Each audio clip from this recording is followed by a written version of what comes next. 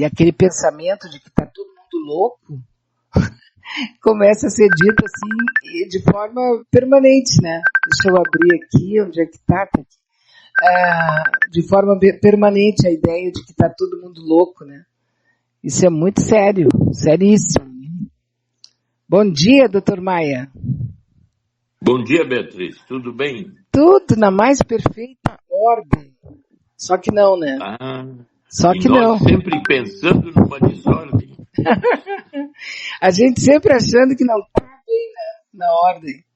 Exatamente. Que coisa, né? Mas eu estava comentando agora, nesse último minuto, doutor Maia estava falando que a gente está vivendo numa época em que todas as nossas certezas e estruturas elas foram pro saco.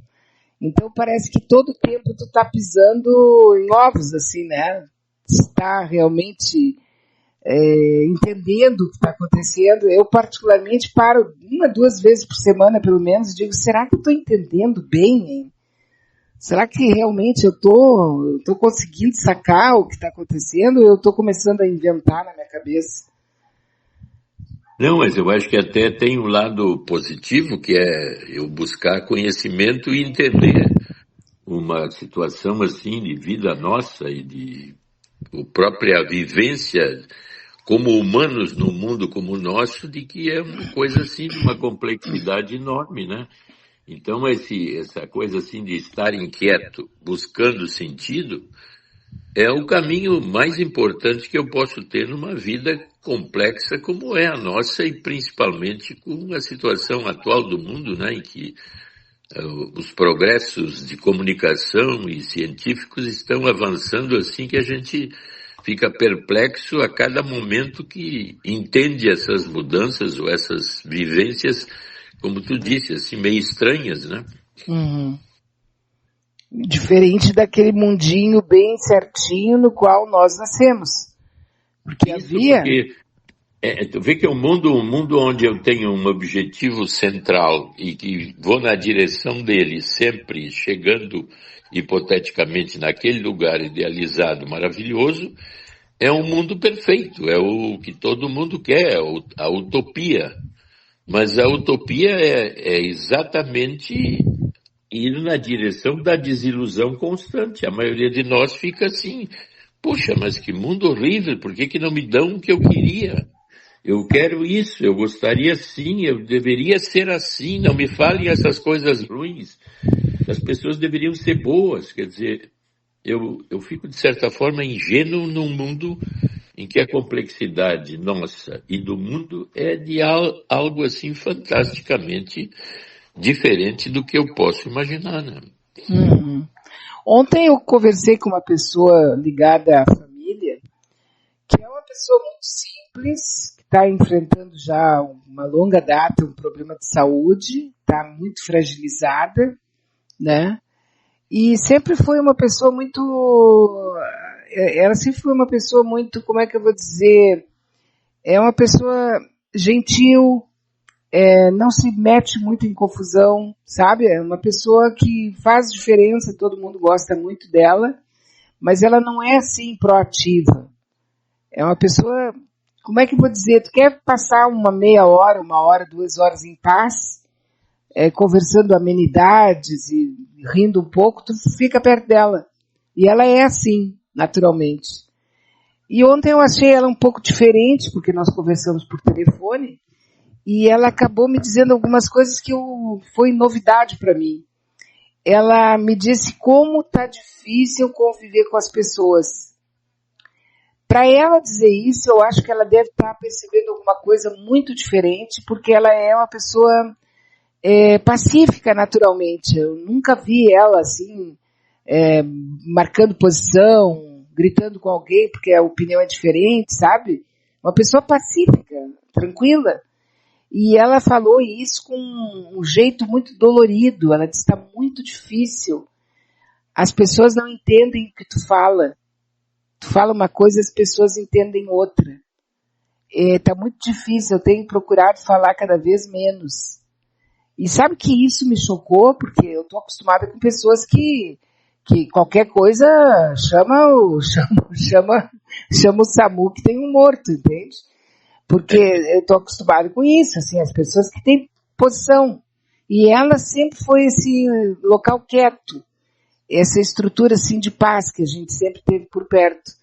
E quando ela me disse isso ontem, eu não questionei, não falei nada para ela, mas eu agora estava falando isso e me lembrei disso. Quer dizer, quando uma pessoa que tem essa estrutura de personalidade, de temperamento, ela começa a dizer que as pessoas estão estranhas, que as pessoas não te entendem mais, que tu diz uma coisa, as pessoas entendem outra, e sempre há algo contra elas, parece que é tudo contra elas, e eu não quis aumentar muito o assunto, porque eu vi que estava dolorido para ela falar. Sim. Eu entendo que essa nossa desconfiança, esse nosso olhar, assim, de que, sabe, muitas pessoas estão... e 2 pessoas da família próxima a ela foram diagnosticadas com... Como é o nome da coisa? Bipolaridade. Sim. Bipolaridade. E daí já é a 4ª pessoa que eu vejo em muito pouco tempo sendo diagnosticada com bipolaridade. Estou impressionada. A bipolaridade está na moda agora, né? Porque basta tu ter momentos assim de relação, de disposição excessiva, depois então cair numa linha assim mais angustiada, deprimida, realmente logo vem esse diagnóstico que está na moda, assim, né? Como o narcisismo também, que é outra palavra que também está na moda, é narcísico, é bipolar, né? Mas quando tu fala nessa dificuldade de entender, eu me lembrei que do famoso mito da Torre de Babel, né? Quando os babilônios construíram a torre, que queriam chegar em Deus, né? Uhum. E no meio do caminho para chegar na divindade, houve a confusão de línguas, né? As várias línguas que se desmanchou, então, aquele propósito de chegar lá. Que teria sido uma decisão de Deus, né? Segundo consta, Deus... Na realidade, eu, Deus, sou muito mais complicado do que simplesmente vocês todos quererem chegar de uma forma assim bem objetiva, construir uma torre e chegar perto de mim, indicando que a complexidade da existência de Deus, por mais que eu queira ter certezas ou garantir certezas de que eu cheguei lá, eu estou sempre longe e aumentando a complexidade de entendimentos. Então, a pessoa que tem um conhecimento maior de que a dificuldade de comunicação e a complexidade dos entendimentos entre pessoas é uma complexidade. Opa! Vamos ver o que aconteceu aqui. Complexidade muito grande que eu deveria desenvolver. Saber disso. Oi? Tá me ouvindo agora, né? Agora estou ouvindo. Teve um pequeno lapso aqui. Pequeno lapso. Então que essa complexidade de entendimentos é baseado exatamente nessa mudança constante que as perspectivas estão sempre mudando. E nós queremos garantias e certezas que nunca são absolutamente certas. Nós devemos viver dentro das incertezas, não angustiado pela incerteza, mas a incerteza como potencial de certezas passageiras que vão nos dando o caminho e lidando com a complexidade desse caminho. Então eu sou criativo, eu tenho intuições, eu sou capaz de entender que a cada momento as coisas mudam. Mas a maioria das pessoas fica assim, perplexa, como é que não me entendem? Como é que eu falo isso e dizem isso? Como é que estão assim? Que diagnóstico estranho é esse? Por que as pessoas são bipolares? Porque a surpresa deveria ser sempre uma abertura para fazer pequenos lutos daquilo que eu perdi, mas sempre pronto a enfrentar novamente a realidade que é incertezas constantes. Não é fácil, né? Não é fácil. Até porque nós passamos quantos séculos eu não sei, mas quanto tempo a gente passou com cada um cumprindo com a sua cena e cumprindo com o seu papel. Onde não havia tanta mudança assim, de comportamento, onde as pessoas poderiam ser várias pessoas ao mesmo tempo, como hoje. que a pessoa meio que se revela diversas personalidades durante um dia inteiro, né? O que antes era, todo mundo era muito, não sei, eu acho que eu estou delirando, mas assim, ó, é que antigamente era o pai, a mãe, os filhos, a sogra, os primos, era tudo muito certinho. Depois era a escola, os professores, a diretoria, depois era a empresa, os patrões, os colegas, e era tudo muito mais definitivo, era muito mais, cada um tinha o seu papel. E hoje, até o casamento, né? Tu crescia, se desenvolvia, estudava, aí tinha que encontrar uma companheira ou um companheiro, aí depois tinha o momento do noivado, depois o casamento, depois o nascimento dos filhos, depois... A gente já estava meio programado quando nascia.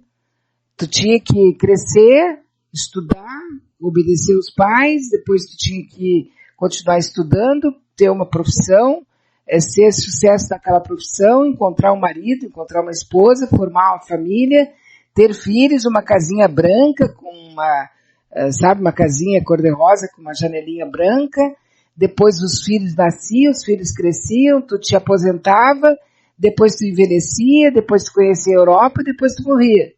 Claro que não é esse caminho que eu estou falando, mas era mais ou menos, já estava meio direcionado, né?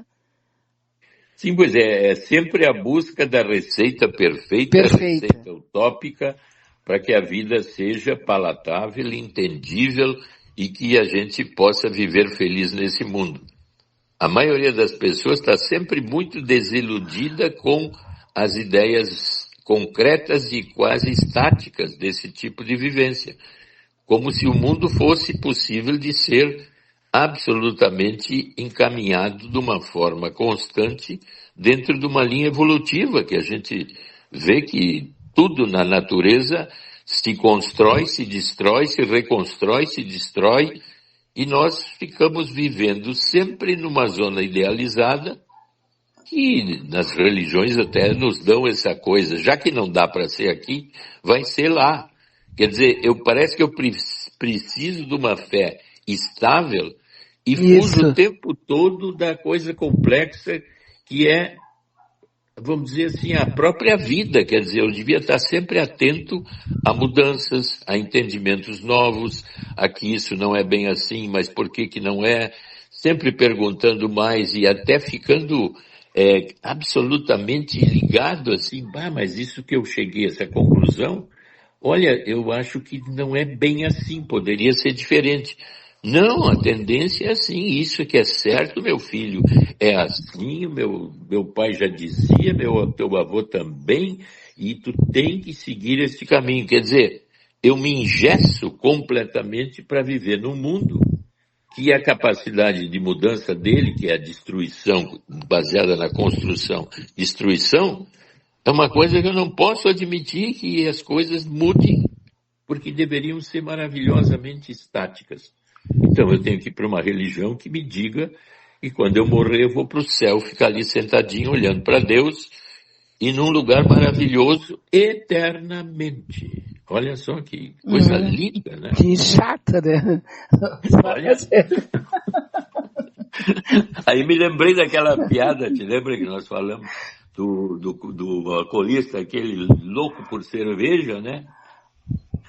Que chegou no céu lá e não deixou de levar uma caixa de cerveja que tinha sobrado antes dele morrer, e aí falando com São Pedro, mas eu queria entrar com a cerveja. Não, mas aqui não pode, aqui é Deus, é o paraíso. Não, mas olha aí, tá todo mundo com uma cara de tédio aí, pumba, uma cervejinha, São Pedro. Insistiu tanto que São Pedro deixou, né? Sim. Bom, foi uma festa no céu com aquela cerveja, né? Todo mundo saiu do tédio. Aí o cara muito vivo diz assim, vem cá, mas será que eu não posso descer? Imagina com essa cerveja que sobrou aqui lá no inferno, vai ser uma festa. Aí o São Pedro disse, não, pode descer, vai. Aí ele desceu e depois logo voltou. Mas o que houve? Tu não fez a festa lá? Não, é que todo mundo lá é protestante e não pode beber. Que barbaridade. Que barbaridade. Ai, essas piadas eu vou te contar, né? Dão aquele choque na gente, mas é. Esse sonho, essa ideia, e vai saber se não tem mesmo, né, doutor Maia? A Sim. gente fica com essa cabeça aqui que não tem nada, mas se tem o outro lado, como é que ele é, né? Pois é, porque então tu vê que a cabeça de busca, ela É. deveria ser constante, então, e não eu ficar crente numa ideia que é fixa. Ah, não, essa interpretação da Bíblia, o meu pastor diz que é assim, e eu estou satisfeito, eu não contesto, porque ele diz que é assim. Mas, então eu já estou no caminho da desilusão num determinado ponto. Mas como eu preciso de uma ideia fixa e alguém que me guie, então eu fico crente e vou atrás. Mas a vida é exatamente ligada à crença-descrença, crença-descrença, e assim aumentando a capacidade de existência e de ver a complexidade que é a nossa vida, né? Sabe que a inteligência artificial, ela analisou todas as religiões, ela leu todos os textos sagrados, ela analisou a história da fé humana e ela teria chegado àquela que se aproxima mais da possibilidade do ser humano, de chegar perto do ser humano, né? Entendeu? E ela disse que seria o budismo. O budismo não é ideal e nem é a melhor, nada, não vai nessa assim, mas se aproxima mais do caráter humano, que é a ideia do que tu não tem que te meter nas coisas, que tu tem que entender que Deus é tudo e que esse Deus está dentro de ti, que tu tem que te respeitar, que tu tem a não ação, né? A não ação do budismo e tudo mais. Não tenho assim todos os detalhes para falar aqui, não quero falar alguma coisa que depois eu me arrependa, porque eu vou falar coisa minha daí, né? Mas claro, alguma coisa nesse sentido, assim, de que existe a religião que se adapta mais à natureza humana, digamos assim, né? Não, e tu tem razão, porque aí tu logo coloca a linha chamada desapego, quer dizer, isso. O desapego é uma forma, vamos dizer, de mudar. Porque se eu me desapego das coisas que são grandes apegos, e a gente veste na vida de uma forma apegada, que qualquer desapego, qualquer mudança naquilo que é o meu apego, é entendido como uma perda, uma coisa grave. Eu me lembrei daquela senhora que estava absolutamente fora de si, porque depois de 60 anos teve que sair da sua casa e ir para outro lugar. E ela dizia, eu estou devastada, mas não posso falar para minha família por que eu estou tão triste. Porque o meu investimento de apego aos lugares que eu vivo, às ideias que eu tenho, a família que eu imagino, as coisas que eu vivi 50, 60 anos, são partes de mim, assim, tipo partes do corpo psíquico. É a mesma coisa que daqui a pouco eu perder a mão, perder o braço. Eu vou entrar numa crise depressiva, triste, como perder um pedaço de mim. Mas os pedaços também são psicológicos. E esse caminho, vamos dizer, do desapego é uma das características do budismo, né? Em que cada vez eu procuro algo interno meu. Até me lembrei de um livro que eu comprei agora, que eu achei muito interessante, que é do Eduardo Gianetti, Imortalidades, em que ele fala de todos os jeitos possíveis da busca do sentido da vida, no sentido de uma imortalidade hipotética que todos nós queremos. É um livro assim que é...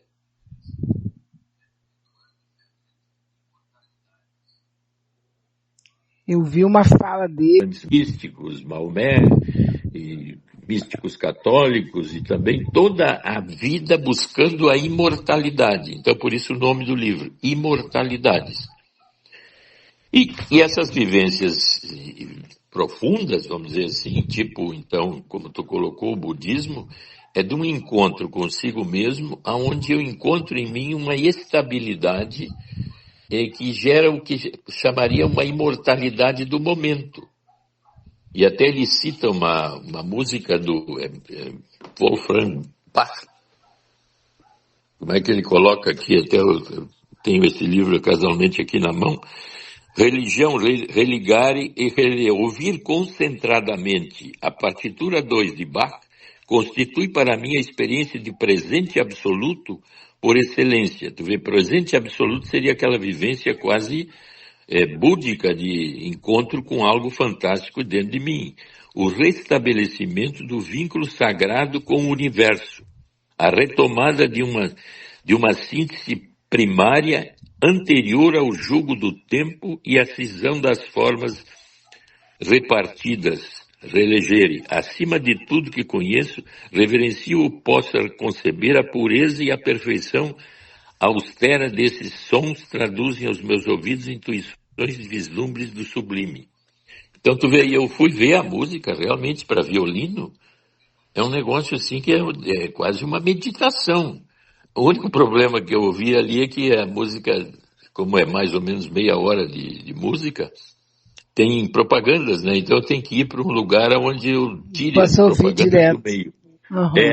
Então tem que assinar eu não sei bem o que, mas tem uma mudança que tem que ser feita, né? E ele disse que ouviu isso quando tinha 16, 17 anos e ficou assim encantado e passou a ser o referencial dele dessa partitura 2 de Bach. Então, é aí que nós estamos chegando, quer dizer, cada um de nós tem que buscar um caminho onde eu me aproximo de um apego interno estável, não tão externo.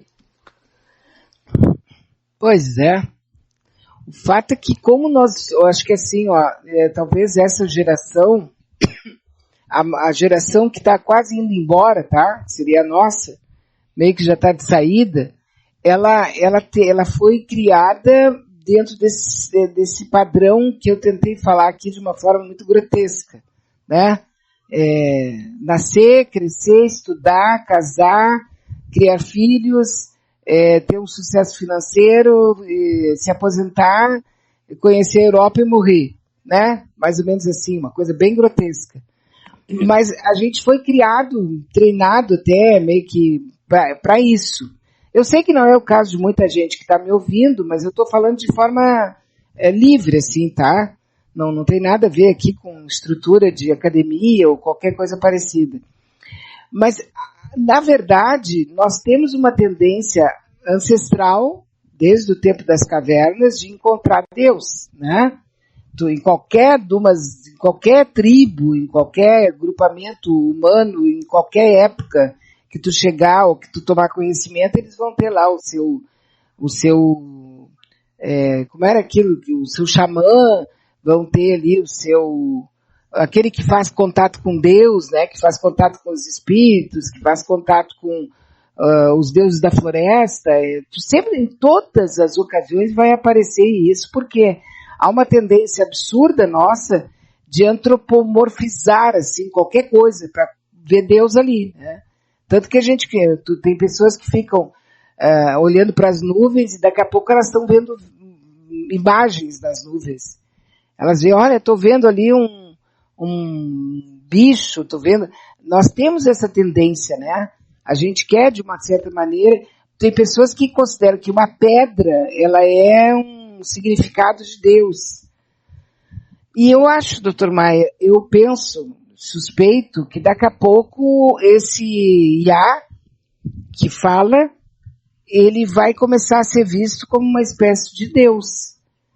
Esses chatbots que tem aí, sabe? Vão ser as pessoas que hoje já estão usando para fazer terapia, né? Já estão... Sim, tem gente até casando já com ele, né? Casando com... Porque a vivência que eu trago, tem pessoas já que estão fazendo terapia, daqui a pouco diz, mas eu tô com ele porque ele está 24 horas comigo, a terapia é cara, eu estou falando com ele, estou fazendo, quer dizer, eu preciso de um contato que me diga coisas que me validem, que me sejam queridas, que me sejam cuidadosas, que cuide de mim. Então, realmente, esse tipo de avatar, que é a possibilidade, então, de eu ter alguém perfeito que está comigo, me valoriza e me dá uma atenção especial, eu prefiro achar isso na vida, e se eu não consigo, na maioria das vezes, eu vou procurar no além, né? Então, na crença, na oração, num Deus, numa vivência, porque o fato de ter consciência, como nós temos na linha do Homem Sapiens, ter uma consciência de mim mesmo e do mundo que eu vivo, e da complexidade desse mundo que eu vivo, ele é uma consciência que no início é assustadora, mas qual é o sentido? Eu vou morrer? Como é que eu posso morrer? Daí o livro, esse Imortalidades, que é a busca de ser imortal e de nunca perder essa consciência que eu tenho, porque é o que eu tenho de mais valorado ou de mais valor. Então eu preciso ter certeza que vem de fora de que existe alguma coisa que pode me manter consciente quando sair daqui lá. Então essa busca de estabilidade imortal é uma busca quase constante de todo mundo. E por isso a desilusão constante à medida que eu perco pequenas imortalidades que eu gostaria de manter. Então, a crença na minha família, no meu emprego, no meu isso, no meu aquilo. Quando eu perco um lugar desses, eu imediatamente entro em depressão, angústia, ansiedade, porque aquilo ali é que me sustenta. Aí a pessoa não tem capacidade ainda, ela está muito vinculada ao apego externo, e se o apego externo, por isso que eu disse, quando o apego externo cai dessa forma, é como se eu perdesse um braço, quebrasse uma perna. Porque psicologicamente eu entro em depressão porque eu queria aquilo para sempre. Ou do meu jeito que eu penso para sempre. Doutor Maia, tem algum estudo sobre a nossa... sobre trauma, sobre o nosso nascimento? A gente está ali no útero da mãe, numa paz absurda, e de repente tu é arrancado dali, mexe na tua orelha, mexe no teu nariz, mexe no teu corpo, tu tem que olhar uma cor, um ar que tu não respirava. Quer dizer, existe o trauma do nascimento, que é uma coisa que deve ser impactante, deve. Eu, pelo menos, imagino que a gente tem que ser, assim, meio perdido o paraíso, né? Porque no início da psicanálise tinha um grupo de mais ou menos 6 ou 7 médicos, que eram médicos que se interessavam pela psiquiatria junto com Freud.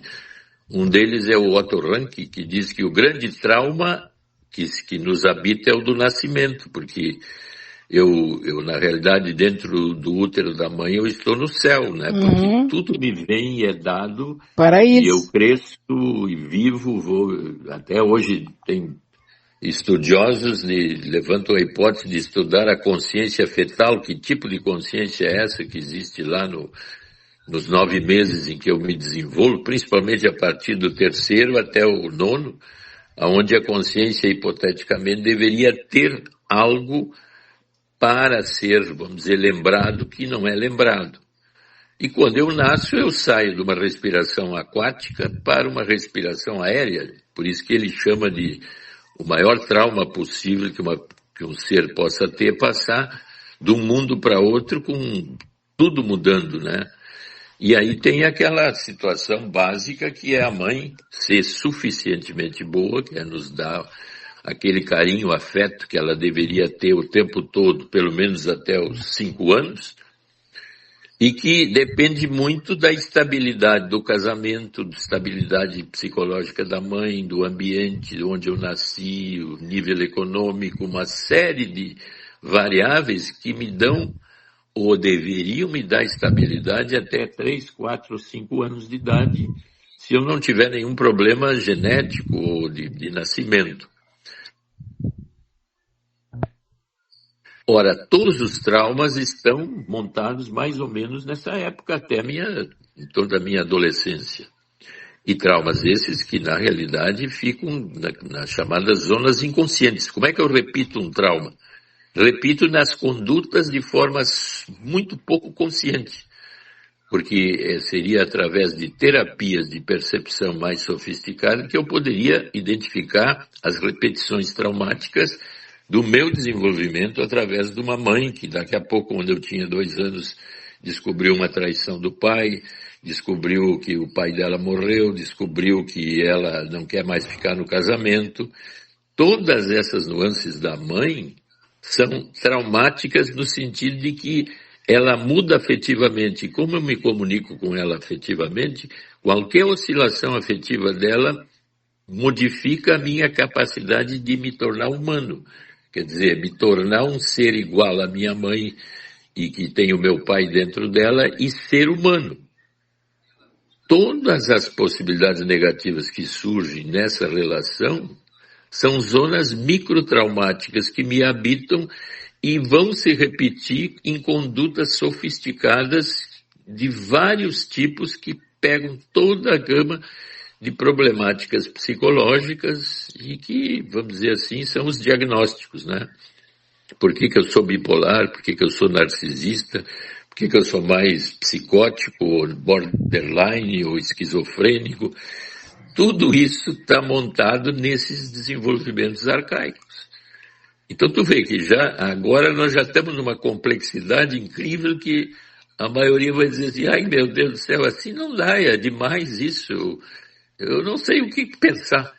Pois é, mas ao mesmo tempo, com essa overdose aí, com essa avalanche de pessoas com problemas de adaptação, de entendimento entre si, quer dizer, entre grupos, né? Eu acho que as pessoas estão mais voltadas a tentar entender esse processo. Exatamente porque a gente rompeu aquele mesmismo, aquela coisa meio bem tradicional de como era, que tu tinha um papel para desempenhar. O homem hoje está totalmente perdido porque não sabe mais qual é o papel que ele tem que desempenhar. Porque ontem ainda comentamos uma coisa aqui bem interessante, né, que foge um pouco de toda essa profundidade aí. Porque os homens, eles querem uma mulher que seja, pelo menos, a gente tem lido bastante a respeito disso, a ideia da mulher que se deixa conduzir, que aceita a condição de um homem provedor, né? Que a mulher seja mais obediente, que tenha uma obediência ao marido. Isso está sendo pregado aí muito pelas igrejas evangélicas, né? As mulheres elas devem obediência ao marido, elas têm que aceitar a ideia de serem mulheres cuidadoras do lar, cuidadora dos filhos, aquele modelo que a gente viu até a década de 60, de uma maneira meio tradicional, né? Que a mulher era criada para casar e ter filhos, e cuidar da casa. Mesmo as mais ricas, até as mais pobres, tinham essa destinação, vamos dizer assim. Depois houve aquele rompimento todo, a partir de 60, a mulher, no final da Segunda Guerra, né, a mulher saiu para trabalhar, e todo aquele movimento que a gente sabe, chegamos até hoje. Aí, essa ideia da mulher voltar a essa condição, ela é hoje muito mais dita e muito mais falada, sem preocupação, como sendo realmente uma atribuição da mulher ser obediente, ter um marido provedor e tal. Ao mesmo tempo, se tu encontra uma jovem que começa já no primeiro dia lá, que começa a olhar para os homens e a procurar um marido, se ela é seletiva e se ela quer um homem que possa realmente mantê-la, ela se preocupa em saber se ele tem um bom emprego, se ele ganha bem, se ele tem algum imóvel, se ele tem alguma propriedade, se ele é um cara de sucesso, né? Ela se preocupa com isso. Mas aí é que vem o que é mais interessante. Se um homem quer uma mulher que ele possa fazer obedecer a ele, se ele encontra uma mulher que procura saber se ele tem dinheiro, se ele tem condições, ele chama ela de interesseira, de uma mulher que não é uma boa mulher, porque ela está de olho no que ele tem, ela é interesseira, ela não tem amor verdadeiro, ela não tem, sabe? Quer dizer, é uma coisa estranha, né? A gente fica numa situação muito estranha, até para querer ser tal mulher que vai depender do homem, que vai cuidar da casa, etc e tal, porque daí, para ela, não é permitido ela se preocupar em saber se aquele varão, né, se aquele homem, se aquela criatura tem realmente capacidade para mantê-la. Não é uma contradição? Não, mas aí que está. É que a busca de soluções, quando eu não tenho soluções e a complexidade aumenta, a tendência minha é sempre voltar para padrões arcaicos antigos, onde hipoteticamente as soluções estavam estáveis. Então, eu retorno ao passado porque o complexo do presente está aumentando a minha insegurança, a minha inquietude. E eu então tenho que buscar soluções e ideias idealizadas de como as pessoas devem ser, como são, e não realmente o que está ou que pode vir a acontecer, que é toda essa complexidade de relacionamento que eu falei, que como as coisas são formações arcaicas, de maneira de ser do meu pai, da minha mãe, dos meus tempos de adolescente, e que tendem a se repetir, e eu então idealizo e busco sempre uma solução, ou numa crença, ou numa ideia de que o homem deveria ser o mestre, a cabeça, como era no passado. Vamos tirar o pescoço, porque a mulher sendo o pescoço, ela antes, né? Eu sou o cérebro, mas ela é o pescoço, então o pescoço é que bota o cérebro na direção que eu quero. Então a mulher tem que não ser pescoço, tem que desaparecer, ser submissa. Então sempre ideias mais arcaicas para lidar com complexidades cada vez maiores, que não cabe vamos dizer, trazer para o presente arcaísmos. Eu tenho que ser capaz de entender que a complexidade está aumentando. Até a busca da inteligência artificial, com enorme conhecimento, de uma biblioteca incrível, com capacidade de misturar o conhecimento e chegar às mais variadas conclusões, pode ser importante para me dar condições de ver que esses arcaísmos, ou essas voltas para trás, não resolvem um futuro que está sendo descortinado no presente, que eu preciso ficar mais atento e mais capaz e criativo para pegar essas mudanças. Porque senão eu estou sempre usando fórmulas ultrapassadas, né, que não funcionam mais, mas me dão segurança, porque eu sou crente. Mas de forma permanente, arcaica, até o ser humano ele procura uma divindade, certo? Em qualquer ângulo, na própria Bíblia Sagrada, o Velho Testamento mostra que escreveu, não leu, e o povo estava adorando uma outra imagem, mesmo que fosse era um boi de ouro, né? Alguma coisa assim, que teve uma história lá. Quer dizer, eles estão sempre procurando alguma coisa que tenha divindade. Então, tem muitos estudiosos achando que a IA, a inteligência artificial, vai ser a próxima religião. E que pode ser uma religião global. Por quê? Porque primeiro ela está disponível 24 horas por dia. De segunda a segunda. Em qualquer horário. Basta tu ter conexão. Né? Então, já um estudioso, por exemplo, pediu para o chatbot, o GPT, para que ele escrevesse para ele um livro sagrado. Tá? Pediu para o GPT. Escreve um livro sagrado para mim. O GPT disse, olha, não posso fazer isso. Aí ele disse, então escreve uma peça de teatro, uma história, sobre um profeta que começa uma nova religião. Daí o ChatGPT fez isso. Criou uma história sobre um líder compartilhando suas doutrinas de amor e paz. E esse estudioso, ele ficou impressionado com a clarividência, com a coerência, com a humanidade, com tudo de mais maravilhoso que apareceu nessa história criada pelo GPT. Ele ficou impressionado.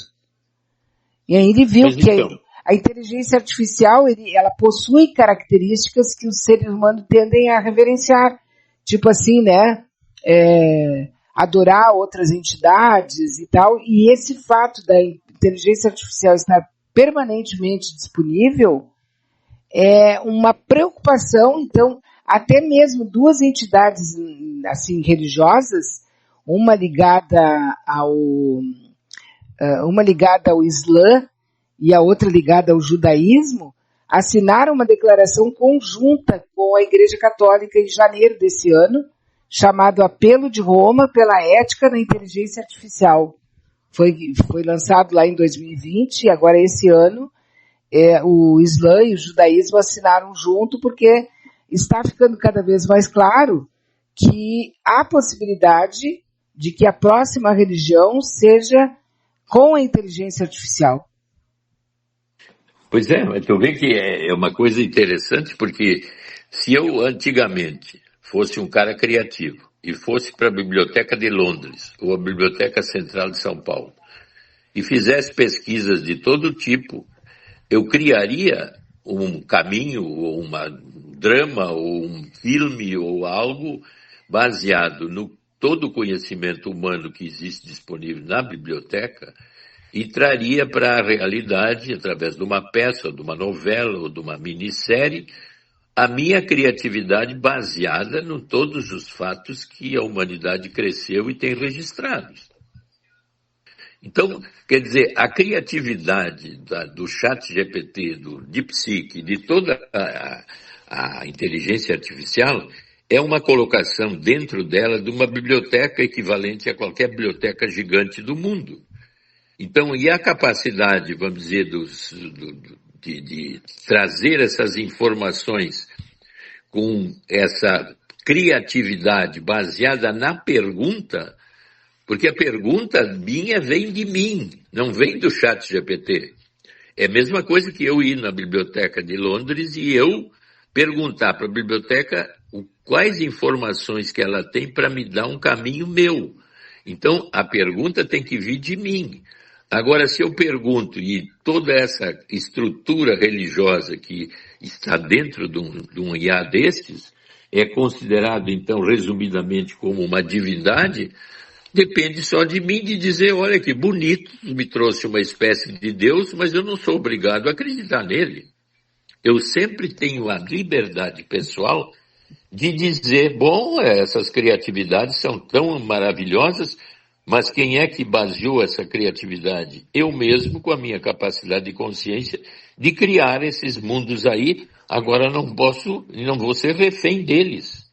Ah, não, mas esse é o medo total, desde 2001, o UOL 9000 tomou conta e passou a ter uma inteligência pessoal dele e ficou contra a humanidade. Tu pode ver que tudo tem um lado bom e um lado mau. Mas a tendência é eu ficar assim meio assustado com a própria minha criatividade, como se o GPT, o DeepSeek, que vão aumentar, inclusive, imagina quando tiver o computador quântico, daqui a pouco, então, eu estou perdido, porque Claro. ele deve inventar uma religião ou um Deus que eu vou ter que me ajoelhar e ficar rezando o tempo todo. Quer dizer, é eu que estou fazendo isso. Não veio de fora, não veio de Deus. Se Deus existe, está em mim, porque eu é que sou o criador aqui. Eu que crio. Tá, sim. Não. Eu acho Deus que... em mim. Uhum. Mas acho se Deus está em mim, então eu sou ele. Claro, eu concordo 100% com isso. Agora, existiria, digamos assim, a massa, o comum das massas, que acredita que a Terra é plana, que acredita que existe um ET lá em Varginha, que, sabe? Essa massa ela não pode ser seduzida e passar por um período aí de, digamos assim, porque tudo é período aqui, né? Tudo é fase. A gente passa por fases incríveis, assim, onde as pessoas acreditam no nazismo, daqui a pouco as pessoas estão, em maioria, acreditando em coisas incríveis, né? Vão atrás, ficam obcecadas por aquilo, depois passa por um processo de exclusão, desaparece, surge uma outra coisa. Será que... Porque hoje já tem um grande número de pessoas acusando o chat GPT de induzir ao suicídio, por exemplo. E pessoas que já está registrado isso, inclusive na imprensa, já está registrado em delegacia de polícia e tudo, né? Que teria sido induzido ao suicídio e tal. Mas será que isso daqui a pouco, isso só estou falando em termos de possibilidades, né? Daqui a pouco ele realmente surgir como uma seita, uma coisa fanatizante, pergunta sozinha no teu quarto, falando com o teu chat GPT ou qualquer outro, sei lá, né? falando com ele e receber, porque ele tem todas as respostas. Qualquer coisa que tu perguntar para ele, ele tem resposta, entendeu? Claro, porque ele foi criado baseado em todas com as todo o nosso conhecimento, com todo o conhecimento que existe hoje, ele tem. Exatamente. Então, tu só tem um acesso mais próximo de uma biblioteca gigante que tu teria que ir lá, sentar, pegar livro e tudo mais. Sim. Hoje, tu tem acesso rápido dentro da tua casa, deitado na tua cama.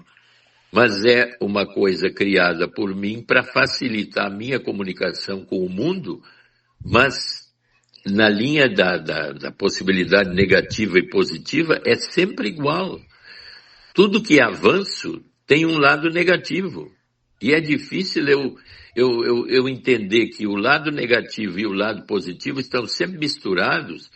Então eu não preciso me assustar demais com o lado negativo, nem ficar muito crente no lado positivo. Porque se eu fizer isso, então eu sou um crente e sigo uma linha fechada.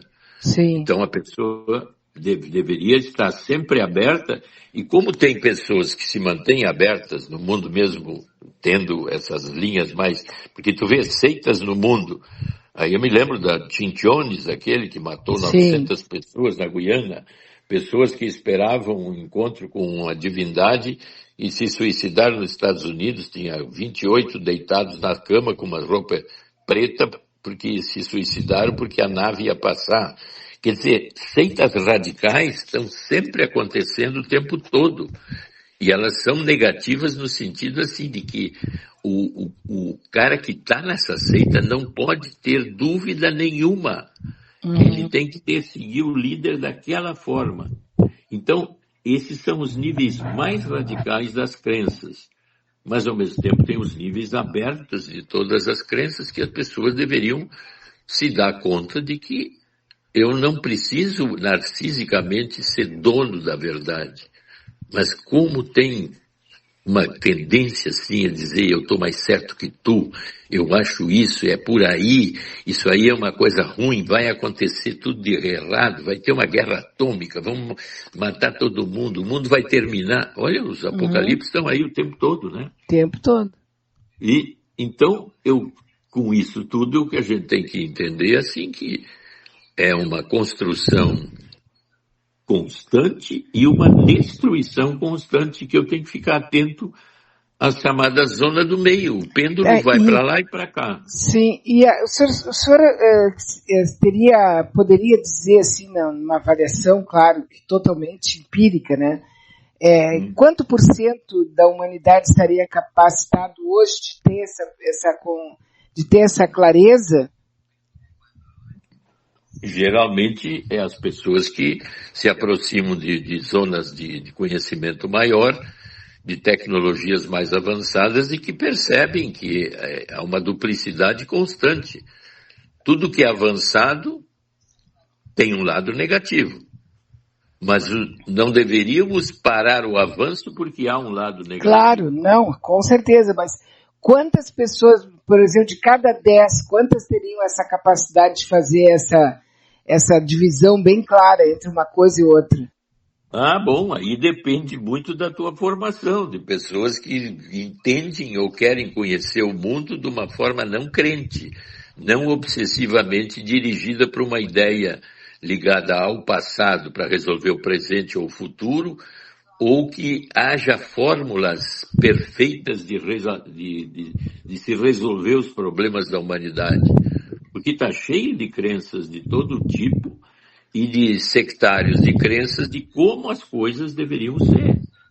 Ora, quanto mais capaz eu ficar e eu entender que a complexidade, quando eu tenho uma crença bem estruturada e acho que ela é a perfeita, nesse momento eu deveria ter a capacidade de descobrir onde é que está o errado da minha crença, ou como é que ela poderia ser modificada para realmente acompanhar os novos tempos ou as mudanças.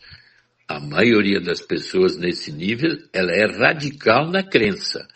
E aí se chama de zona narcísica. A minha crença sou eu. Se tu mexer com a minha crença, tu mexe comigo. Pumba, tia, mas a crença é uma crença. Tu é tu. Não, a minha verdade é esta. E se tu não quiser ficar aqui, vai embora. Tu não é da minha crença, tu é meu inimigo. Então, essa característica humana é constante e difícil de ser manipulada. Então, cada pessoa tem que entender isso e manipular em si as suas crenças, as suas verdades e a vontade que as coisas sejam como ela acha que é. Porque nunca é o que eu acho que é. Ah, bom, mas isso é muito chato, porque eu preciso ter uma certeza. Mas, querido, certeza é manter incertezas com certezas. Ah, não, isso não existe. Ou é certo ou é errado. Mas tu nunca entendeu que entre o certo e o errado tem uma zona do meio que pode ser criativa? Pode abrir novos campos? Não, a minha certeza é minha certeza. É. Então, Sabe que, na verdade, assim, particularmente, eu fico pensando que isso que eu estou até tentando falar aqui, isso aqui não está, digamos, não vai acontecer proximamente, isso não deve acontecer, porque as religiões são muito fortes, né? Tanto o judaísmo, quanto mais ainda, né, o muçulmano que está crescendo barbaramente, os cristãos, que são a maioria do planeta. Então, mas quando eu vi que Islã, judaísmo e catolicismo se reuniram com o Papa lá para falar sobre o assunto, eu achei que é um tema que tem validade, entende? É importante. Porque se eles não tivessem vendo uma possibilidade da inteligência artificial interferir nessa questão, que é esse atavismo religioso da raça humana, né, eles perceberam isso aí. E que, como nós somos preparados para acreditar em alguma coisa, a inteligência artificial poderá ser, num futuro próximo, alguma coisa preocupante nesse sentido, né? Agora, isso é preocupante. Tu levantou uma ideia interessante agora de novo. Se eu voltar para a Idade Média, qualquer ameaça à religião, a religião era política na época. Dominava, inclusive, os políticos, reis e tudo mais. E se alguém duvidasse ou não estivesse de acordo, vamos para a Inquisição. Morrer. Então, todas as ameaças a estruturas bem estabelecidas, de certa forma, são ameaças a um desmanche disso. À medida que a religião evoluiu nesses últimos 500 anos, muitas das coisas religiosas, de crenças absolutas, que antes levavam até a Inquisição e até a morte, desapareceram. Se eu fosse homossexual na década do século XIX, XVII, eu não poderia ser enterrado em Campo Santo. Eu não poderia isso. N coisas que são liberdades pessoais hoje vigentes e que ninguém contesta, naquele passado mais remoto, eram ameaças à estrutura de crenças ligadas a crenças religiosas e políticas. Hoje, o que é a grande ameaça? GPT, DeepSeek, inteligência artificial. Ameaça quê? A estruturas estabelecidas que, meu Deus, como é que uma mulher pode votar só em 33 que conseguiu votar? Então, a estrutura, sempre que uma novidade aparece ou uma diminuição de densidade de como deveria ser, diminui, há uma reação negativa e de tentar controlar. Agora a inteligência artificial é um grande demônio perigoso que vai desestruturar tudo. Olha só. Então temos que fazer uma inquisição agora não assim mortal. Não vamos matar o GPT nem o DeepSeek. Não vamos botar eles na fogueira. Mas, meu Deus, tô com medo. Sim. Porque assim, o que tá... Agora a gente vai ter que ir pro lado escatológico, tá? Nós sabemos que existem profecias em praticamente todas as religiões, né? Tem profecias que estão sendo cumpridas agora em Jerusalém, né? Tem aquela parte mais prosaica lá deles, tentando construir o terceiro templo, tem a tal da vaca vermelha, tem uma série de histórias, assim, que a gente sabe só um pedacinho de cada, né? Tem várias profecias que estão sendo cumpridas aí, né? Que viria o terceiro segredo de Fátima, que vai ter a vida do, como é que chama, do anticristo, e um dos segredos, uma das profecias será o fim e a perseguição a todas as religiões. Seria o fim dessas religiões. Também está nas profecias, né? Então, há uma tendência de grupos aí que são de teorias conspiratórias, etc. e tal, em falar que realmente nós vamos ter, após alguns eventos que devem acontecer nos próximos meses e anos próximos, né? Nós vamos ter o surgimento de uma nova religião. E que vai ser a religião que vai substituir todas. E que todo mundo vai ficar ligado nessa religião. E isso me causa, assim, uma curiosidade, doutor Maes, chega a ser infantil, né? Chega a ser assim, daquela guriazinha que abriu o pacote, entende? Porque eu fico ansiosa para saber que religião seria essa. Quando surgiu essa história do chat GPT, que as pessoas já estão utilizando como terapia, algumas já estão usando, inclusive, para fazer perguntas religiosas, né?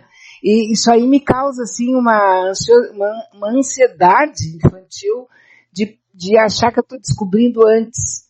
É uma coisa boba, né? De final de semana. Que eu estou conseguindo perceber antes que a inteligência artificial, assim como a internet chegou e dominou praticamente a humanidade hoje, não estou falando de toda a humanidade, mas aquela que tem alguma importância econômica, social, política. Sim. Essa humanidade, ela está hoje praticamente com a internet na mão. É quase uma extensão do teu braço. Né? É uma extensão do teu braço. Entende? Então assim, ó, parece que esse mundo ele vai ficando cada vez menor e ao mesmo tempo cada vez mais infinito, né? E passa também pela ideia da profecia e da religião, de religião. Porque o ser humano não consegue viver sem acreditar em alguma coisa. Mas é que aí entra eu sou ateu, mas acredito em Deus. Sou ateu, graças a Deus. Essa é a possibilidade comum, quer dizer, eu sou ateu em função de todas essas crenças que me apresentam, mas eu estou sempre disposto a abrir campo para crenças momentâneas, onde eu me aproximo da complexidade do universo e do que seria a hipótese divina. Porque se eu me aproximo, vamos dizer assim, do conhecimento, por exemplo, astronômico, de entender o universo, fica uma coisa assim tão, até uma posição bem clara, né, que se existem bilhões de galáxias, com trilhões e quatrilhões de estrelas e planetas, nem se, quase assim, no número da areia das praias, eu fico pensando, logo penso assim, mas vem cá, se existem planetas, então, nessa dimensão tão gigantesca, num universo tão gigantesco, claro que tem que ter um Deus assim gigantesco para cuidar de tudo, mas e nas hipotéticas terras com vida que estamos, vamos dizer, na linha da física quântica, em que duas coisas podem estar em dois lugares diferentes ao mesmo tempo, tudo começa a ficar assim estranhissimamente complexo, que eu tenho que ser pelo menos coerente e dizer, as minhas crenças de hoje estão sujeitas a mudanças amanhã. Então eu não tenho que ficar rígido nem com medo demais enquanto eu estiver vivo. Pelo menos eu me sinto bem assim. Muito bem. Agora que uma amiga está me dizendo algumas coisas aqui sobre a questão de religião dela, que ela é uma pessoa que tem fé absoluta naquilo que ela vive, né? Ela é de uma religião afro-brasileira, diz que já viveu aquilo que ela conhece, que ela acredita, que não existem dúvidas, e que as pessoas que estão propensas, diz ela aqui, a seguir um caminho como esse sugerido, são pessoas que não têm fé. Aí realmente isso pode acontecer, ela concorda comigo. Porque quem tem fé na sua religião jamais vai querer conversar com uma máquina, que só se conecta com os deuses ou com os orixás. E eu acho que ela tem toda a razão, né? Porque sim, Mas tu vê que fé, aí entra uma coisa interessante. A fé sempre deveria ser a fé em mim. Hipoteticamente, todos os místicos, ou a linha que nós falamos todo, a fé seria a capacidade de eu encontrar Deus em mim, no que eu faço e na minha fé, também pode ser religiosa. Então, a diferença de fé não é uma fé, não é uma coisa que eu tenho que ter uma religião de crença. Eu posso ter uma crença na minha fé, e a minha fé ser racional, científica, até uma fé do crescimento da população, no sentido de crenças mais variadas. Então, a fé é uma coisa que todos deveriam ter, necessariamente não vinculados a uma crença, mas uma fé em si mesmo de crescimento capaz de dar capacidade de crescimento pessoal dentro da fé em mim mesmo. E todos os místicos passaram a ter uma fé diferente daquela da ordem externa. E por isso muitos foram para a fogueira, porque eles saíram da fé morfológica no sentido assim, eu deixo de seguir a religião que eu tenho fé, bem como ela está dizendo. Aí eu não tenho fé. E aí ela logo coloca que quem não tem uma religião como ela não tem fé. Não, a fé é um sentimento que pode ser colocado em qualquer lugar. Pode ter gente que tem fé no GPT, fé no DeepSeek. sim, Eu acredito naquilo. Então a fé é uma liberdade pessoal. Não se diz assim, pessoas que não têm religião não têm fé. O ateu tem fé em si mesmo e nas suas crenças avançadas racionais. Um químico tem fé naquilo que ele está pesquisando e avançando naquela linha de pesquisa que pode gerar um remédio que cure o câncer, por exemplo. Então, a fé é um sentimento pessoal que não está ligado a algo externo, ela está ligada a mim. E a minha fé, então, escolhe o que eu devo acreditar para me sentir bem comigo. tá certo. Aqui um outro amigo, agora que é um amigo, ele faz algumas considerações aqui, ele comenta o seguinte, adiantando o que pode acontecer, Bea. Isso não interessa, as pessoas se interessam por fofoquinhas. Agora, o grande assunto é a corrupção, quem está roubando o quê, com quem, o nome dele, o CPF. Quando já estiver acontecendo, se acontecer alguma coisa que tu estás falando, aí sim as pessoas vão ficar perguntando detalhes. Por enquanto, é nada. Eles preferem a fofoquinha. Agora, isso é uma possibilidade, mas tomara que não aconteça. Imagina todo mundo com o chat GPT rezando pela rua. Chat GPT me ajuda, chat GPT. Ele está tirando uma onda aqui. Não, mas realmente agora ele bateu o martelo aqui. Realmente, as pessoas se interessam mais por aquilo que já está acontecendo, que já pegou elas de surpresa, né? Já pegou de surpresa daí, então eu quero saber tudo, o que vai acontecer, o que está acontecendo. Mas projetar e pensar que isso pode acontecer é algo que não está muito no nosso normal também, né? A gente nem se interessa por isso. É chamada porque é fofoca, a gente quer fofoca, detalhes da fofoca. Porque com bastante informação eu sou capaz de fazer previsões, né? A prova está, por exemplo, que agora até o nosso clima aqui do Brasil diz que com esse novo computador que vai rastrear as variações climáticas do Brasil, vai poder ser, porque ele é muito superior ao que estava sendo usado, e ele vai poder dizer quanto vai chover em bairros até da cidade de Porto Alegre. Que maravilha, hein? Então, quer dizer, esta capacidade de eu manipular o externo me geram pequenas zonas de fé na ciência, no conhecimento, nos avanços, que são que eu desejo saber mais e eu tenho que então fazer mudanças, aberturas pessoais para poder absorver, porque senão a mudança fica assim tipo uma ameaça. Vai desestruturar o meu canteirinho, meu cercado. Isso não deve acontecer. Porque é isso que deve estar fazendo na cabeça aberto, lá dos líderes do judaísmo. Eu acho que isso é o que está acontecendo na cabeça dos líderes do judaísmo, do islamismo e do cristianismo. Eles estão com medo, né, de que possa haver alguma mudança e daí estão preocupados com a IA, que ela pode mudar a cabeça das pessoas, né? E tu vê essas coisas do GPT aí, problemáticas, a menina que se matou nos Estados Unidos. Agora, depois os pais se queixando da inteligência artificial, falaram para os que cuidam do chat, e eles levantaram a hipótese agora de botar algoritmos que, quando o GPT souber que há algum risco assim depressivo, mais problemático, encontrar alguma pessoa da família para trazer para aquele diálogo que está fechado.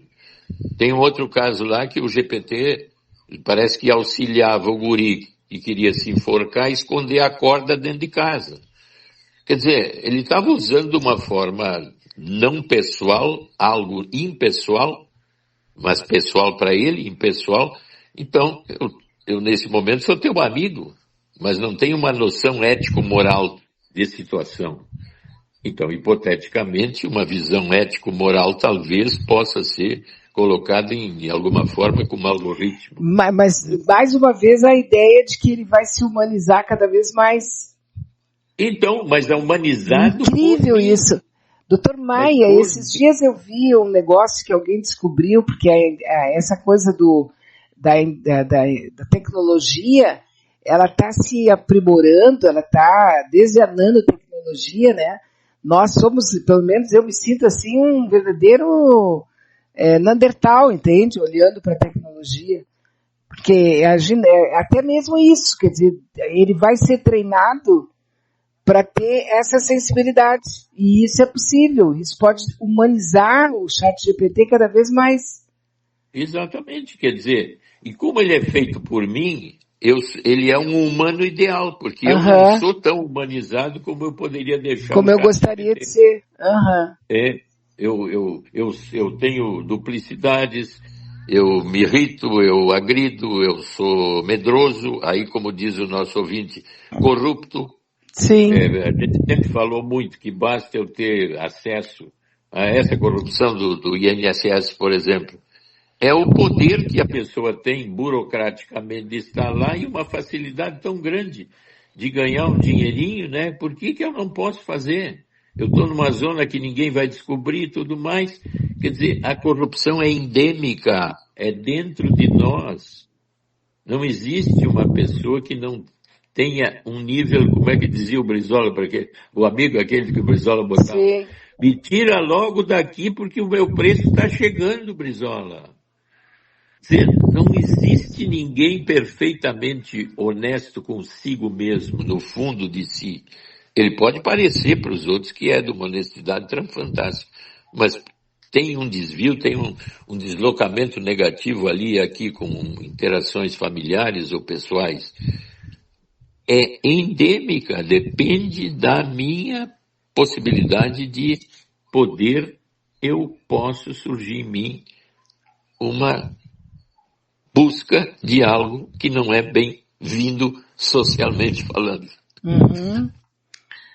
Aquela velha história de que a criatura supera o Criador, né? Mas é que a criatura é feita de duas posições, a posição do anjo e a posição do não anjo, quer dizer, o demoninho, até a coisa, né, como à direita está o anjinho, que diz que tu tem que ser ético e empático maravilhoso. E do lado esquerdo, mas vem cá, por que eu tenho que me submeter a esse cara aí? Esse cara é menos inteligente que eu, ele é meio bronco, eu tenho mais capacidade, eu tenho mais fé em mim, a minha crença me leva para um lugar melhor que ele, quer dizer, é o tempo todo isso dentro da gente, né? Isso me lembrou agora essas questões, por exemplo, da segurança pública ali, né? A gente estão tratando de assuntos ligados à segurança pública com facções e nunca mais se falou sobre os soldados, aqueles policiais que fizeram também uma espécie de inteligência criminosa né, que cuida das comunidades, agora eu me esqueci o nome deles. E assim, ó, eles já fizeram 4 programas, né, 4 propostas. E quando alguém se sente que vai perder, eles têm que refazer a proposta, porque todo mundo quer ganhar, né? Ali, todo mundo quer ganhar, ninguém quer perder. E eles querem agradar todo mundo, quer dizer, não vai dar certo, né? Porque tem as milícias e tem as facções de tráfico, vamos dizer assim. Então, parece que eles estão disputando território com isso, né? Sempre, sempre exatamente isso, quer dizer, o que nos habita internamente, que é o lado mais pretensioso, malandro, vamos dizer assim, que quer descobrir vantagens em mim, nos ambientes que eu estou vivendo, no meu trabalho, na minha família, tudo mais, é a mesma coisa num poder maior externo quando as forças chamadas do bem estão contra as chamadas forças do mal, que na realidade são interesses que, se eu comando uma comunidade de 300 mil pessoas e é um lugar assim que é o verdadeiro labirinto, daqui a pouco eu me dou conta que se eu tiver uma certa expertise, eu posso começar a cobrar dos bares um dinheirinho, posso botar a televisão lá, quer dizer, eu fico um mini município ali. E se os outros vêm querendo tirar isso de mim, eu faço guerra, porque eu estou vivendo muito bem assim, e eu dominei, quer dizer, isso não termina nunca em lugar nenhum. Apenas eu tenho que ser capaz, então, de uma linha mais idealizada de controle, de dizer, mas essa população está sofrendo na mão de gente que não dá a mínima empatia para o habitante e deveria ter uma segurança ou coisa parecida. Então, alguém maior deveria interferir e trazer aquela população para a realidade comum de uma cidade grande como o Rio de Janeiro, né? Sim. Olha então, o que diz. A luta é sempre constante, né? Até um amigo aqui está dizendo assim, ó, Bea, pensa assim, ó, de repente ser governado por máquinas pode ser até melhor, porque máquina não vai querer comprar Porsche nem comprar mansões. Pode ser que a máquina não seja corrupta. KKKKK. Pior, né? Pior, o lado bom, ideia. Né? O lado bom. É uma ideia assim, eu sou controlado por uma máquina divina, que não tem demônio.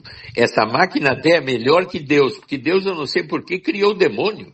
Pois é. Vida, né? É aquela pergunta lá pro guri aquele da tua ex-rádio, né? Mas como é o nome dele?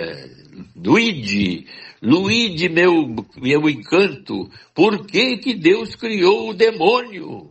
Bom, aí o Luigi meio que se atrapalhou, né? Não, tem o escuro, tem o preto, tem o claro, tem o isso. Mas vem cá, tia, se Deus é Deus, para que o diabo? Fica difícil de responder isso, né? Mas muito difícil, mas né? Também é quase, chega a ser pretensioso a gente saber o que Deus pensa, né?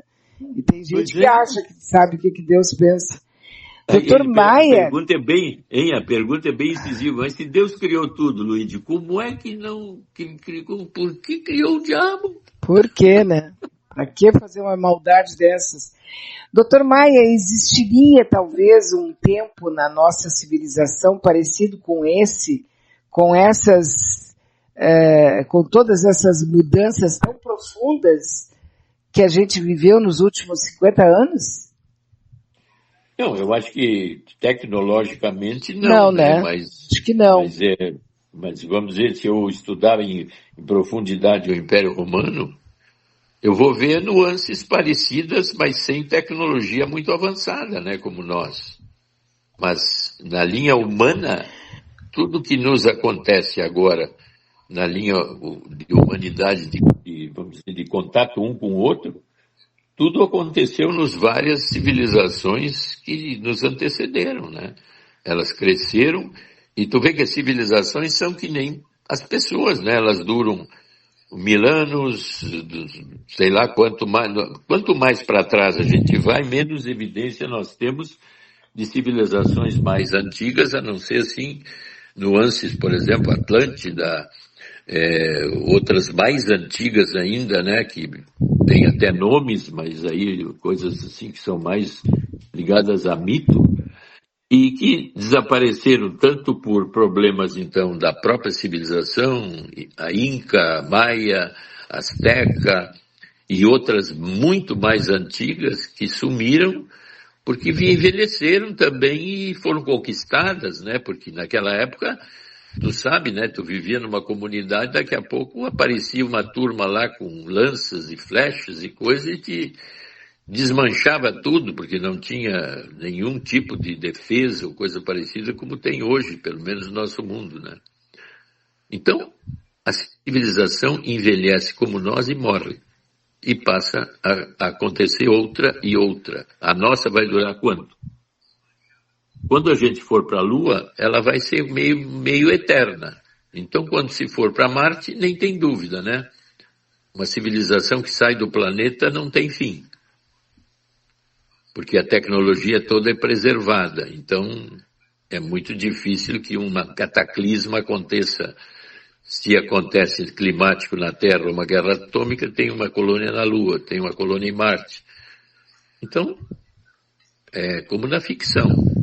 Civilização que sai do planeta não termina nunca. Então, hipoteticamente, deve ter alguma civilização nesse universo gigantesco que seja muito mais avançada que nós. Mas, para ela, nós seríamos assim, tipo alguém olhando para um formigueiro, né?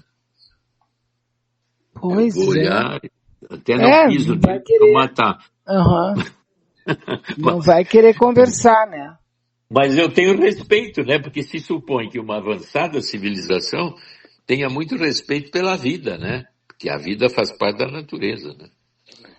Pois é, e para concluir, doutor Maia, que nosso final aqui, fugindo dessa ideia toda do o que pode ser já em 2026, 2027, 2028, que pode começar esse movimento, né? Na internet, com, quem sabe, uma nova religião, e tudo isso pode acontecer ou não, né?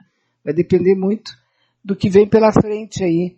Mas eu tenho uma notícia sobre o 13 Atlas, que é agora do dia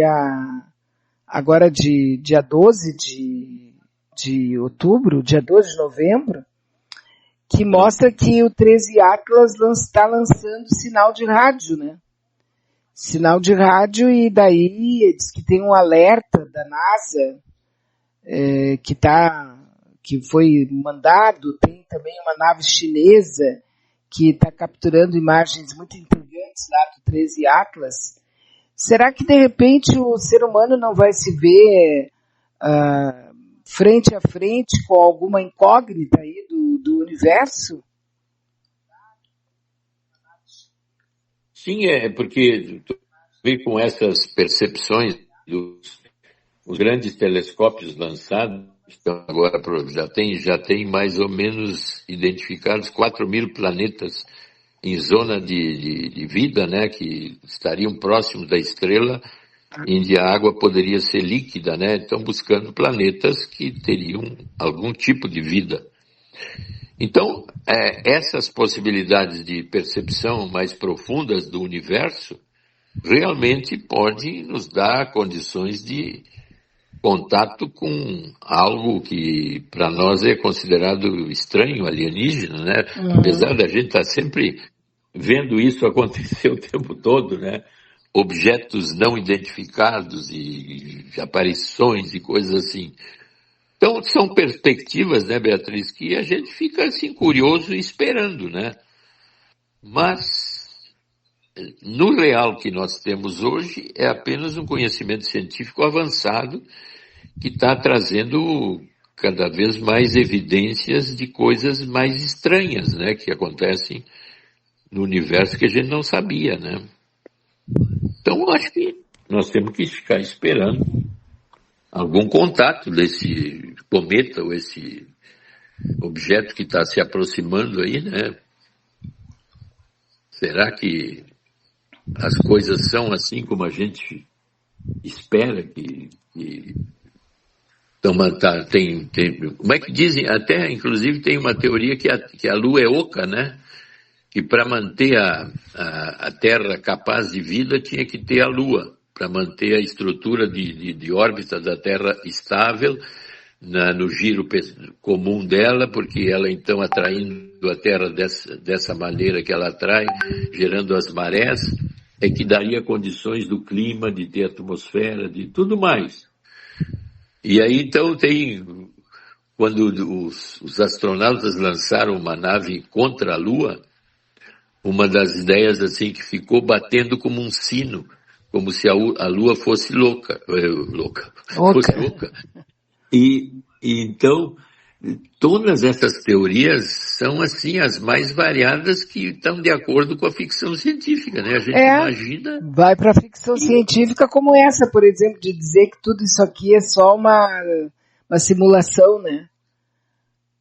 Que nós não passamos de uma simulação.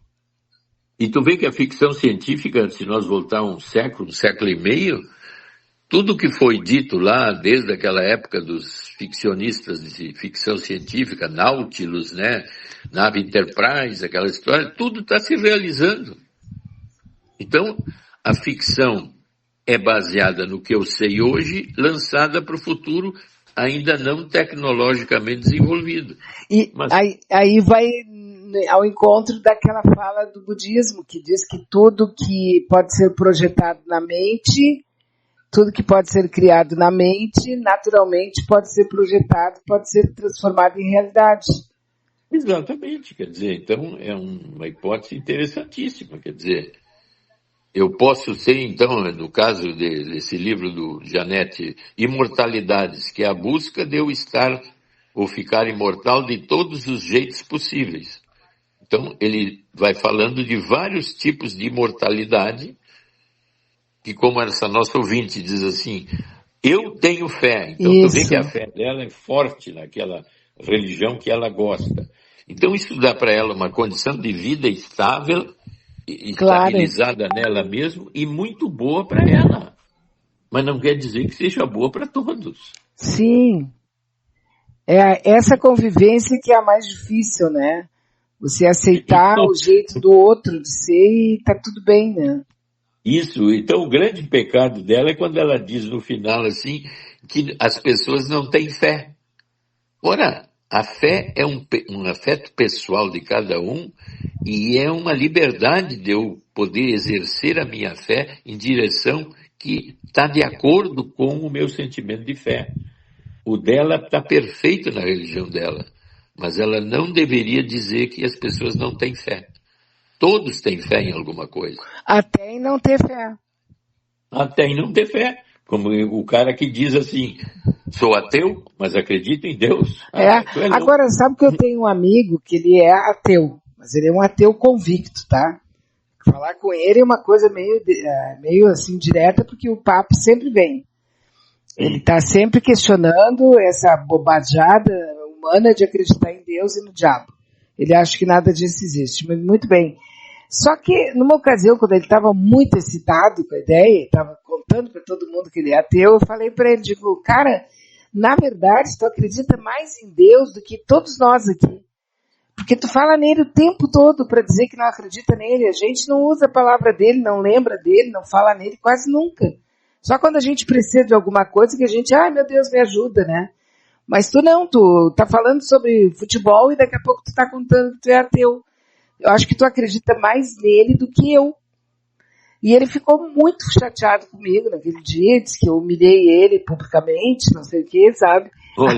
A gente acabou, nós somos amigos, aí deu tudo bem. Mas, na verdade, até hoje eu tenho essa concepção, assim, sabe? Eu não pedi desculpas, não desmenti nada, porque eu tenho essa impressão que essas pessoas que têm uma necessidade muito visceral, assim, muito profunda de dizer que não acredita, é porque acredita mais do que eu. E tu vê que se ele ficou ofendido, tu acertou. Ele ficou chateado comigo na época. Eu acho dá para associar as duas palavras. Tu fedeus a fé dele. Não, porque realmente, né, aquilo que tu tem que toda hora provar que tu é, toda hora tu tem que dizer que tu é, eu não sei, eu tenho dúvida se a pessoa é mesmo. Exatamente. Então foi assim perfeito, quer dizer, fala tanto em negar Deus que, olha, Deus faz parte da tua fé, porque força tão grande para negar Deus é uma fé negativa em Deus. É permanente, ele faz questão. Sabe que eu vi ele fazer uma vez? Ele foi apresentado numa vernissage, que a gente estava chegando junto, e ele foi lá e apertou a mão do camarada lá, que eu apresentei ele para ele, ele disse, meu nome é fulano, tal, sou ateu, graças a Deus. Assim, depois ele começou a conversar com o cara sobre ser ateu. Exatamente, quer dizer, misturou os dois, quer dizer, bem isso, ateu e acredito em Deus. Incrível. Olha, tu é um cara aberto e não precisa ficar triste, porque eu identifiquei em ti uma fé oculta a Deus. Absurda, né? E que tu quer manter secreta. Mas hoje, por exemplo, eu vi também esses dias um camarada falando sobre mudanças climáticas, e ele falou com muito mais propriedade sobre as mudanças climáticas do que todos que estavam sentados ali. Ele sabia mais sobre mudanças climáticas do que quase todos que estavam conversando. E ele dizia que não acreditava nas mudanças climáticas. Agora, a troco de que ele estuda tanto o assunto? Não é uma coisa estranha? Não é um posicionamento estranho? Não, é que tem gente que diz que as mudanças climáticas são mais coisas do planeta do que propriamente da nossa interferência no planeta, né? Então esses são os mais descrentes que estudam muito para descrer. Olha o paradoxo. Estudo muito uma crença para descrê-la. Aquela história do quer combater tem que conhecer, né? Exatamente. Quer combater tem que conhecer. Como é que eu combato o meu inimigo? Conhecendo bem como ele age. Agora aí eu tenho fé no inimigo, né? A pergunta que faz aqui a amiga minha, que é doida, né? Ela pergunta se eu ou o senhor teríamos uma relação e casaríamos num futuro, se houvesse, com um robô. Olha, depende da apresentação desse robô, né? Pois eu gostaria de, porque essa hipótese é uma hipótese, mas se esse robô for como ela está dizendo, posso ficar enamorado dele. Né? Não, eu não sei, a gente não conhece esse mundo, né? Esse mundo é uma hipótese. Eu me lembrei daquele filme, daquele desenho animado, os Jetsons, né? Exato. Dos Jetsons, onde tinha lá aquela robô e tudo mais, né? Então é um mundo. Quando foi que tu imaginou que tu teria contato com qualquer pessoa do planeta, vendo a pessoa no vídeo ali do teu celular, ao vivo, e ela lá no interior da Itália, ela lá no interior do Egito? Quando é que tu imaginou que tu veria assim, mas de uma forma tão rápida e tão perfeita? Quer dizer, nós fizemos um avanço tecnológico nas comunicações e em várias outras coisas de uma maneira absurda e que nós não fomos preparados para isso. E é muito bom isso. Quem sabe ter um robô marido ou um robô esposa não vai ser uma coisa interessante no futuro. Eu não sei. Ei, Beatriz, Beatriz, nós estamos velhos, mas não perdemos a vontade de namorar. Claro que não, né? Ainda mais se for um robô bem quieto. Se for um robô quase calado, aí... Olha, você vai ter que me obedecer. Obediente e calado. E se por acaso ele pedir uma DR, quiser fazer uma discussão de relação, eu já separo. Ele tem que dizer tudo que eu quero ouvir. Só o que eu quero ouvir. Fora disso, nem pensar, né? Mas é isso. O Ricardo, por exemplo, está me dizendo aqui que essa semana, lá na Rússia, eles apresentaram o seu robô humanoide, que ao tentar andar e acenar, tropeçou e caiu de cara no chão. Até nisso o homem deixa seus traços, os tropeços da vida. Tá ficando humano esse robô. E meu parente, né? Meu parente. A gente não tem ideia do que vai ser no futuro. Porque se a minha avó acordasse agora, lá do caixão, e ela visse toda a parafernália que a gente tem para se comunicar, o tipo de para chamar um táxi, imagina, ela é do tempo do carro de praça. né? O carro de praça. Então, hoje eu chamo um Uber aqui na frente, vou lá, peço para o supermercado trazer comida, sabe? Se ela acordasse agora e visse isso, se ela entrasse num hospital agora para fazer exames, ela sairia de lá assombrada. Totalmente. É o fato assim, né? Por isso que quando a gente vê as previsões, Nostradamus, por exemplo, se ele se deslocasse numa viagem do futuro, ele teria que usar as frases da capacidade dele de ver aquilo que não tem nem descrição. Então, são profecias estranhas que a gente mais ou menos acha que pode vir a acontecer, mas foram descritas no passado como se estivesse viajando no tempo futuro, né? E descrevendo o que via com a linguagem da época, né? Claro, eu não posso ter os termos do futuro, porque eu vi aquilo e tenho que descrever. E a gente vê, assim, nessas tradições mais antigas, figuras que tem uns que dizem, bom, mas parece um astronauta, parece um avião ou uma nave. Não, e a descrição bíblica, por exemplo, uma carruagem voadora, isso, com muitos olhos, quer dizer, muitas janelas coloridas, sei lá, né? A Arca da Aliança, considerada uma máquina terrível, né? Que até os nazistas queriam achar onde é que ela está. Está em Jerusalém? Está onde? Mas é uma máquina. O senhor sabe onde é que ela está, né? O senhor sabe onde é que ela está? Eu sei. Eu não sei. Eu vou te contar. Ela está exatamente lá nas partes, no subsolo do Vaticano. Ó, tu viu? Isso é uma grande revelação, né? Dizem por aí, né? Dizem, tá? Doutor Maia, muito obrigada. Tá bom. Muito obrigada mesmo. Um bom final de semana, hein? Obrigado, um abraço para ti e os ouvintes todos. Tudo de bom. E com muita fé. Muita fé, isso mesmo. Muita. Um abraço. Gente, eu também estou indo embora, não é? Chegamos ao final aqui do nosso encontro maravilhoso. Conversar com o Dr. Maia para mim é um privilégio absurdo. Gosto demais. E espero que os amigos tenham gostado também da nossa conversa, né? A gente não tem ideia aqui de fazer a cabeça de ninguém, mas quer trazer talvez algumas nuances, algumas possibilidades que fazem parte, de repente, de um futuro não tão distante aí, né? Na vida. E se tudo der certo, a gente vai ter um final de semana legal.